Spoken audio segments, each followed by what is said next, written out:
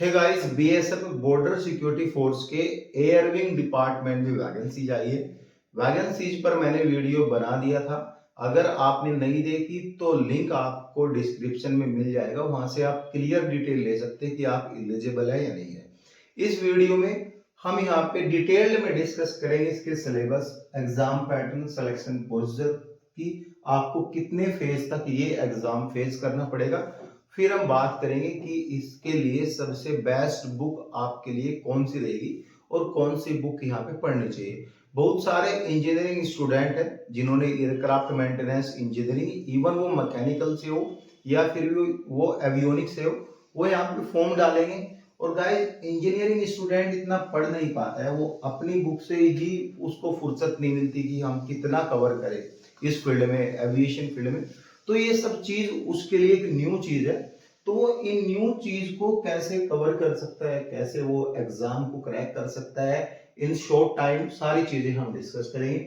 देखो, पोस्ट आपको सभी को पता है, अगर आप फॉर्म भरने जा रहे हो तो पोस्ट है इसकी एयरक्राफ्ट मैकेनिक यानी एएसआई, असिस्टेंट एयरक्राफ्ट मैकेनिक, और स्टोरमैन की वैकेंसीज आई थी। पूरे नोटिफिकेशन में यही दो वैकेंसीज थी। एएसआई यहाँ पे असिस्टेंट सब इंस्पेक्टर, यहाँ पे जब आपका सिलेक्शन होता है तो आपके शोल्डर पर एक स्टार लग जाता है और आपकी यूनिफॉर्म वैसी नहीं रहती जो नॉर्मली यहाँ पे एएसआई की रहती है। यहाँ पे पूरा ओवरऑल आपको मिलता है, जैसे कि एयरफोर्स में जो भी फाइटर पायलट का होता है या फिर उनका मेंटेनेंस का होता है, ओवरऑल आपने देखा होगा, इवन आपने कॉलेज टाइम भी पहना होगा, ये सब चीजें है। ठीक है, अब इसमें आपका सिलेक्शन कैसे होगा? देखो, सबसे पहले तो आपका एक रिटन टेस्ट होगा। रिटन टेस्ट में देखा जाएगा कि आप एलिजिबल है नहीं है फर्दर स्टेप के लिए, क्योंकि फिर आपका डीवी, पीएसटी एंड पीईटी होगा, ये आपका सीरीज वाइज होगा।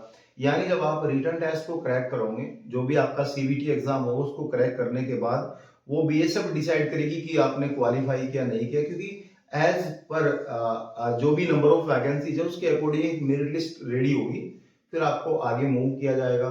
हो सकता है सिंगल वैकेंसीज के लिए यहाँ पे 1:15 की रेशियो में स्टूडेंट लिए जाए, 1:20 की रेशियो में ली जाए। 1:15 या 20 ही रहेगा, क्योंकि 1:10 या 1:8 या 5 तो इनका जो मेडिकल तक रहता है। ठीक है, और फिर आपका डीएमई होगा यानी डिटेल मेडिकल एग्जामिनेशन, ये सब आपका होगा, ये आप देख लेना। ठीक है, इन सभी फेज से आपको गुजरना पड़ेगा इसमें सिलेक्शन पाने के लिए। ठीक है, बात करेंगे रिटन टेस्ट, जो इसका मेन पॉइंट है, इस पॉइंट का आप सब वेट कर रहे हैं।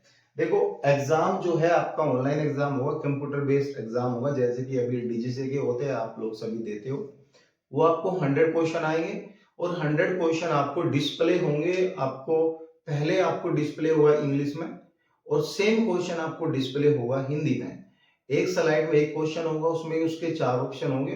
क्वेश्चन आपको समझ में आता है, आपको हिंदी पढ़ के समझ में आता है तो आपको आंसर देना है, आपको इंग्लिश पढ़ के समझ में आता है तो आपको सेम ही आंसर देना है। ए बी सी डी जो भी रहता है 4 ऑप्शन वो आपको मिलेंगे।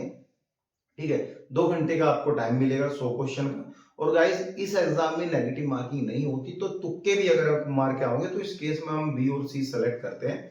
यानी अगर आप 10, 15, 20, 25 क्वेश्चन के तुक्के मारना चाहते हो तो बी और सी सेलेक्ट कर लेना, मतलब कंटिन्यूसली बी या कंटिन्यूसली सी, ऐसे आपको तुक्के मारना है, क्योंकि उसमें से भी 5-7 तो मिल ही जाएंगे। अगर ऐसे आप ग्रैब बना के तुक्के मारोगे A B C D A B C D A B C D A B C D, तो ऐसे आपका जो है चांसेस कम रहता है कि आपका जो है तुक्के से भी सिलेक्शन हो जाए। ठीक है, और गाइस, नेगेटिव मार्क ही नहीं है तो 100 मार्क्स का और 100 क्वेश्चन रहने वाला है, ये चीजें क्लियर हुई। अब हम समझेंगे इसके टॉपिक क्या क्या है। देखो, सिलेबस को 4 पार्ट में divide, part 1 and 2 and 3 and 4। अब एवरी पार्ट, ईच पार्ट जो है इसका 25 मार्क्स का है, 25 मार्क्स का यहाँ पे ईच पार्ट रखा गया है। ठीक है, जनरल अवेयरनेस भी 25 का है, जनरल इंग्लिश भी 25 का है, न्यूमेरिकल एप्टीट्यूड भी 25 के है और टेक्निकल भी 25 के है। अब टेक्निकल की मैं आपको बताऊं, बहुत सारे स्टूडेंट यहाँ पे कंफ्यूज होंगे कि टेक्निकल में क्या पढ़े। ठीक है, अभी स्टोरमैन वाली बातें हैं, वो बोलेगा कि मैं 10th पास हूं तो मैं क्या पढ़ूं स्टोरमैन। भाई, स्टोरमैन का एक्सपीरियंस होगा तो उससे रिलेटेड क्वेश्चन आएंगे। जो एयरक्राफ्ट इंजीनियरिंग वाले स्टूडेंट है उनका जो एवियोनिक का पार्ट है वो एवियोनिक से क्वेश्चन आएंगे, जो मैकेनिकल का पार्ट है मैकेनिकल के क्वेश्चन आएंगे। ये नहीं यहाँ पे डीप जेट इंजन के क्वेश्चन आएंगे, पिस्टन इंजन के। बेसिक थ्योरी आएगी। बेसिक थ्योरी कहाँ से पढ़ना है वो मैं आपको डिटेल्ड में बता दूंगा, क्या आपको पढ़ना है क्या नहीं पढ़ना है, थोड़े बहुत टॉपिक कवर कर लेना। हालांकि ये ऐसी बेसिक थ्योरी है अगर आपकी टेक्निकल स्किल अच्छी है, अगर आपकी थ्योरेटिकल स्किल अच्छी है, कॉलेज में आपने अच्छे से पढ़ा है, तो 25 में से आप 12 से 15 नंबर इजीली बिना पढ़े कर सकते हो, नो डाउट। ठीक है, अब बातें आती है इन तीन चीज को कैसे कवर करें। देखो मार्केट में बहुत सारी बुक अवेलेबल है और सभी स्टूडेंट कंफ्यूज है कौन सी बुक हम रेफर करें। जो भी बुक का नाम मैं इसमें बताऊंगा, ये कोई भी पेड प्रमोशन नहीं होगा, ये मेरे खुद के एक्सपीरियंस के बेस पे होगा। जो मैं खुद बुक को रेफर करता हूँ, एग्जाम देता हूँ, तो ये उनके बेस पे होगा। ये कोई पेड प्रमोशन नहीं है किसी भी बुक का।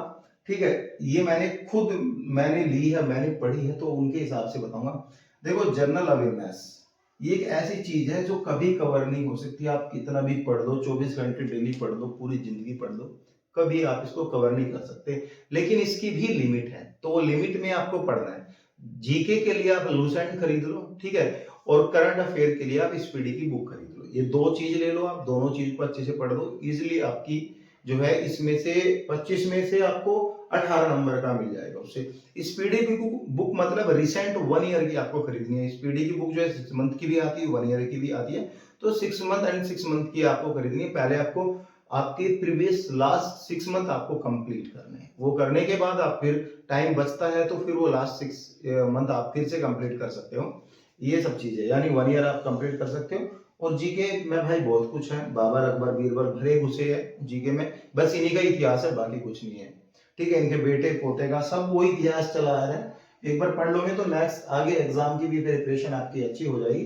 हर साल हर 2 साल बाद इसकी वैकेंसी आती रहती है, तो फॉर्म आप डाल सकते हो। इवन अगर आपकी अभी भी एज है तो कॉलेज से अभी रिसेंटली पास आउट हुए तो 28 साल तक आप फॉर्म भर सकते हो। तो अभी से ध्यान दोगे तो सिलेक्शन पा जाओगा एक दिन। ठीक है, ये चीज है। ठीक है, अगर आपका कोई ममेरा चचेरा भाई, कोई नजदीकी बहन या कोई भी गवर्नमेंट की प्रिपरेशन कर रहा है, तो उससे जो है नोट्स ले लो आप 1 ईयर के।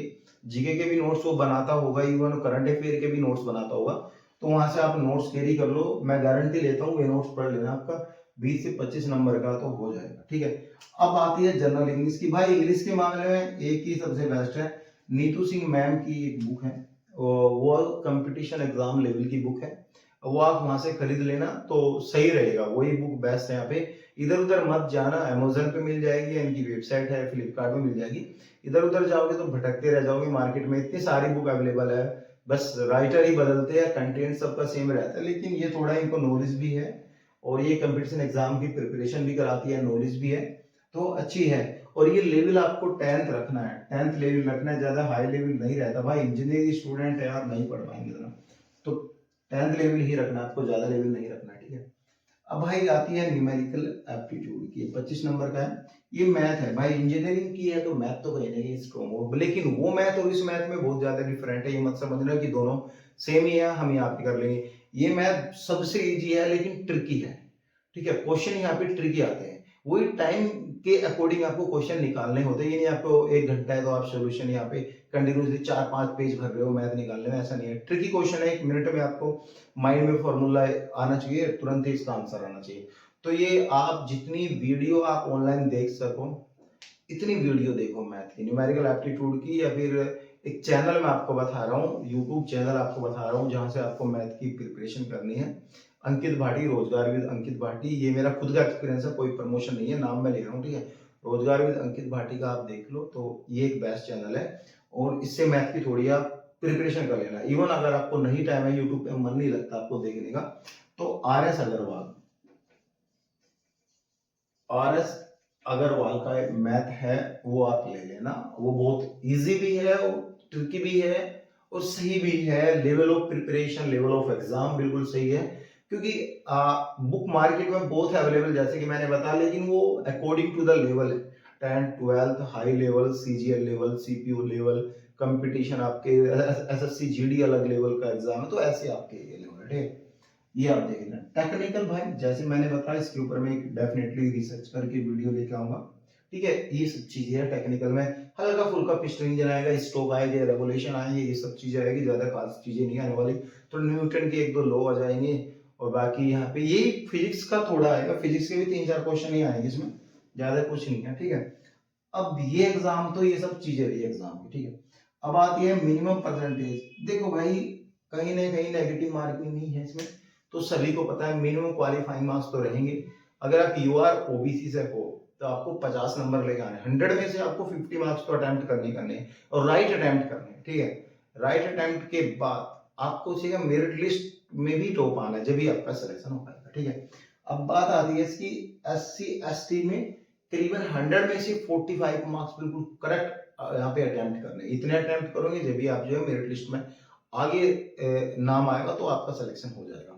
और इवन ये गारंटी नहीं है कि इसमें टॉप करने वाला बच्चा DV PST PET में भी टॉप करेगा, हो सकता है इसमें उसकी 100 में से 80 मार्क्स आ जाए, लेकिन नो गारंटी कि वो यहाँ पे DV PST PET में सही काम करेगा। हो सकता है फिजिकल में रह जाए, हो सकता है DV में रह जाए, हालांकि DV में भी चांस मिलते हैं 2-3, थोड़ा टाइम मिलता है सर्टिफिकेट को दोबारा ठीक करने का, दोबारा यहाँ पे DV होने का, तो ये चीजें हैं। और इन दोनों में सही आने वाला बच्चा कोई गारंटी नहीं कि डिटेल्ड मेडिकल एग्जामिनेशन में पास हो जाएगी, कोई गारंटी नहीं।